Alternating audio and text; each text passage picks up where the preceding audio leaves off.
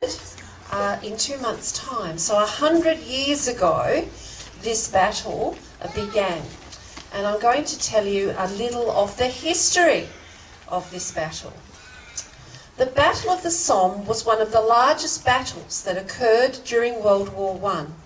It took place near the Somme River in France and lasted from July 1 to November 18 in 1916.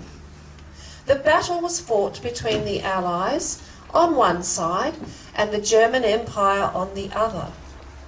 For nearly 2 years since the Battle of the Marne, the two sides had engaged in trench warfare along the Western Front. The front had hardly moved. The British and French were planning a major offensive attack at the Somme in hopes of breaking the stalemate and pushing the German army out of France.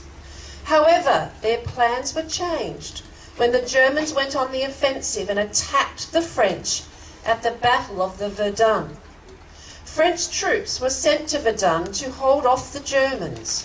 The French also demanded that the British push up the attack at the Somme from August 1 to July 1 in hopes that German forces would be diverted from Verdun to Somme. Before the actual attack, the Allies began by bombarding the German lines. They believed that this bombardment would destroy the front lines of the German trenches, allowing the soldiers to walk in and take over. They bombarded the Germans constantly for 8 straight days with 3,000 guns. They fired over 1,600,000 shells. However, the Germans were warned of the bombardment. They took shelter and waited. Little real damage was done to the German fortifications, and many of the British shells were duds and never even exploded. The Allied commanders refused to take warning that the bombardment didn't work. After 8 days on July 1, 1916, they ordered the attack. Thousands of British soldiers got out of their trenches and began to advance on the German lines. They were easily gunned down by the Germans sitting in their trenches. It was the worst day in the history of British warfare.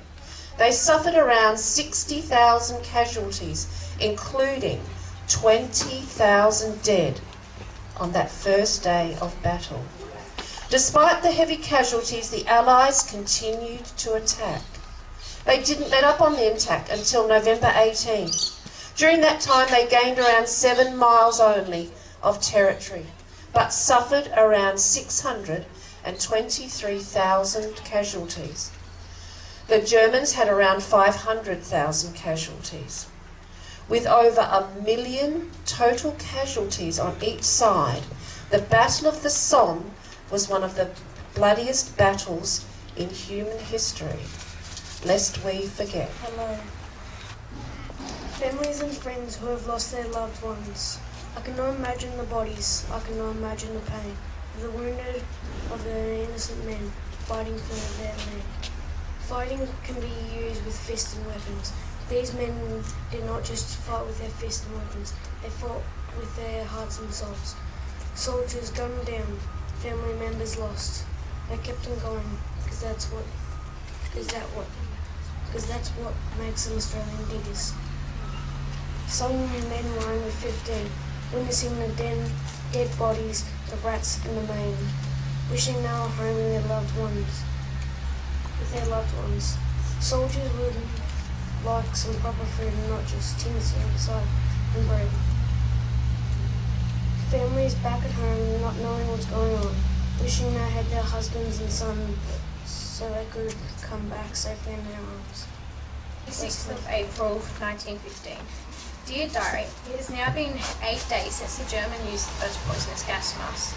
It was used on the French Algerian troops that I am part of. It was liquid chlorine and turned to gas once it was released. At least that's what the scientists said. It stayed close to the ground and spread fast.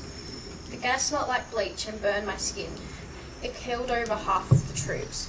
I was in the hospital for 4 days. We had no protection. The British scientists are trying to make a mask to protect us from it. The only relief we get is when the Germans cease firing for a short time. We eat and talk about our families back home. I wish those moments could last forever. I want to go home. I want to escape this horror. Every night I have been having nightmares about gas getting released into the trenches.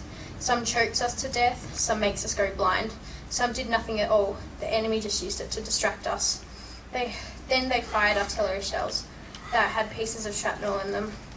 You'd hear the explosions and not know that pieces of metal sharp enough to cut through your leg may be flying towards you.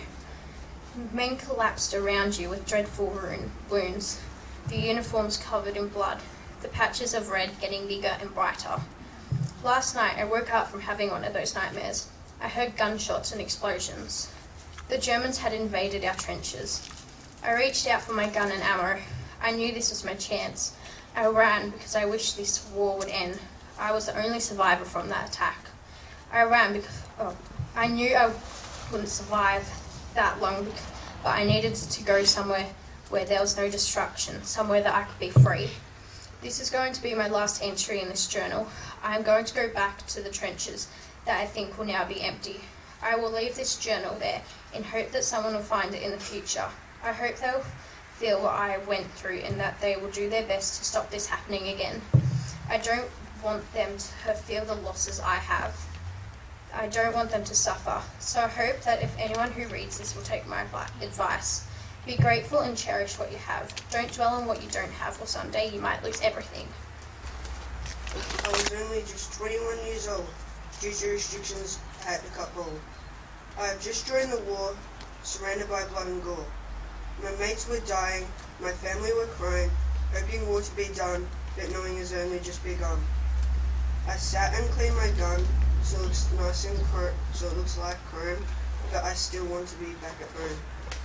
Missing my loved ones, my 2 sons, and all the other people in my life, especially my wife. Bullets flying past my face. We were running for cover as if it was a race. Back in Melbourne, my family were worried sick, while I'm at war and need to be quick. Running through the mire, up to my knees, watching men shed blood right in front of me. I dragged my best friend to cover through the mud and got blood all over my feet. I was up next, ran into the open, but made a hasty retreat, while lying next to me are the dead as I bleed. Thank you. Let's do it together. Dear family, lots has happened since I last wrote to you. I've been upgraded to a lieutenant. I've been stuck in hysterics after my amazing adventure. I've been helping around in the control room and have been getting lots of small breaks, so I decided to finally write to you again. I was flying towards East Arizona in my SOP with Camel E1407 at 5:20 a.m. on the 3rd of August 1918. Around halfway, I saw an enemy plane on my left side around 500 feet below me. I didn't attack the enemy until I saw him turn sharply in the other direction. I knew he had been warned about my presence. I dived for him and sat just below his tail and fired 200 rounds at his fuselage. I saw the path the bullets left and knew he was an armoured plane. I decided to move forward and get a good shot at the front of his plane, but I flew too far forward on his right side and he started firing explosive bullets at me. He fired the bullets at the dashboard as I fired 150 rounds back into the right side of his fuselage. I was blinded for a couple of seconds as I pulled back on the column.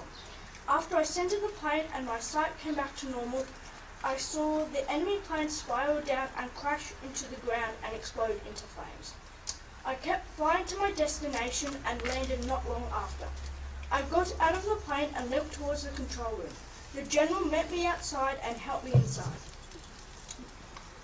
I sat down and the nurse assessed me while I started telling them my story. He told me I needed to rest because the explosion may have damaged my eyesight and we needed to keep an eye on it. I also had a broken arm and leg, including heaps of bruises. After an hour's rest, he told me my plane had been towed to the hangar and currently being fixed. It would be ready to go when I was fit to fly. I've now finished writing and have been here for 1 week lending a helping hand. The general says my eyes are fine and I can fly again in 2 weeks when my arm and leg is fine once again. And also that my plane is ready to go. Hope I will see you soon. For your loving son, I'll eat The sobbing of the suffering soldier makes my heart melt like an icy pole in summer. A bomb falls from the sky like a boulder falling from a cliff. Daily we will be bombarded by artillery. Mortar shells fly out of the trenches with the deadly shrapnel. Bullets darted past my head with loud whizzing and whoosh noise as it hit the sandbag behind me. Aircraft buzzes above my head like a room full of mosquitoes as they drop bombs down on German soldiers. War is a series of catastrophes that end in victory, but is it a victory when so much is lost?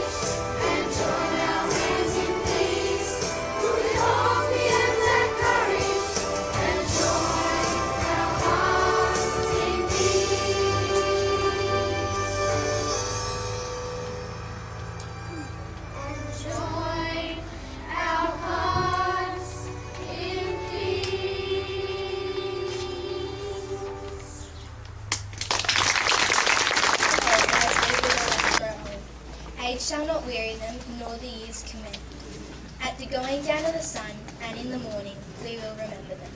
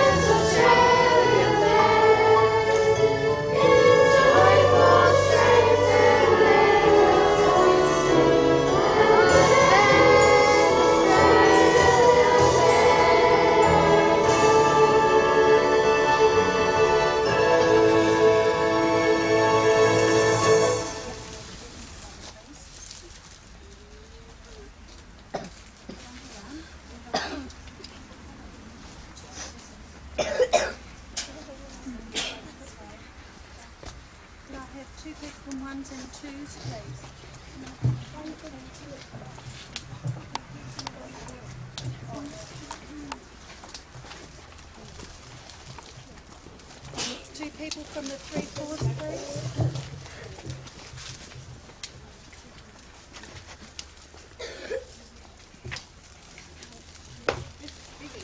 And 4 fives, please.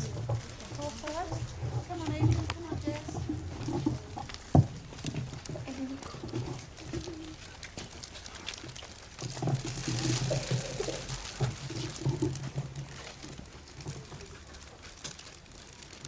Could 2 people come up from 5-6? At the back, Curtis and Samara. Now, the people were so generous this morning bringing flowers. We've got more, so we'll have to invite a couple of more people to come up. So, Ellen and Ben.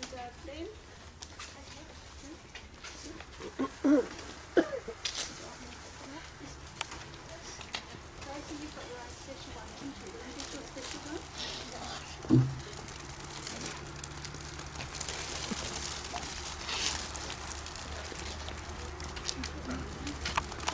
Oh, we've got 2 more.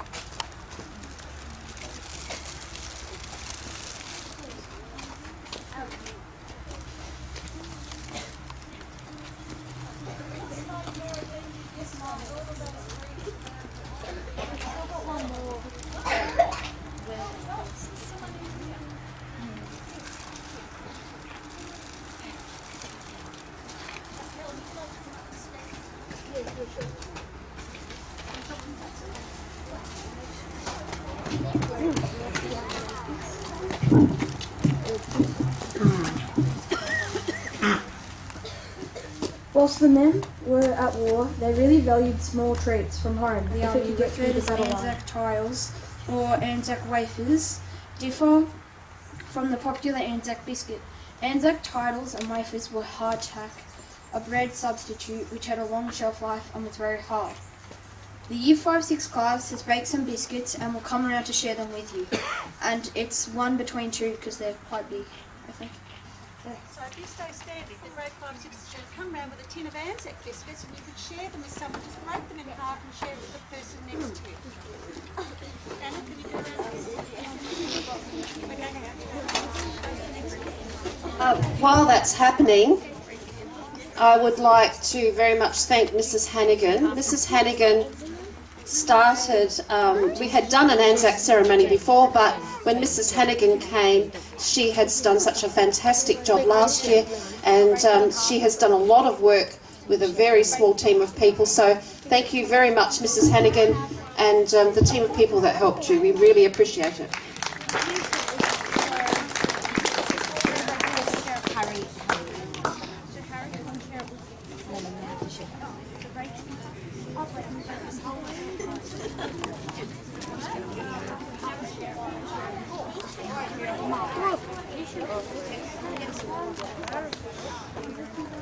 Oh, lucky that's what the soldiers got when they were away. Their mums and dads would bake them for them and send them. Eating soldier food. My son playing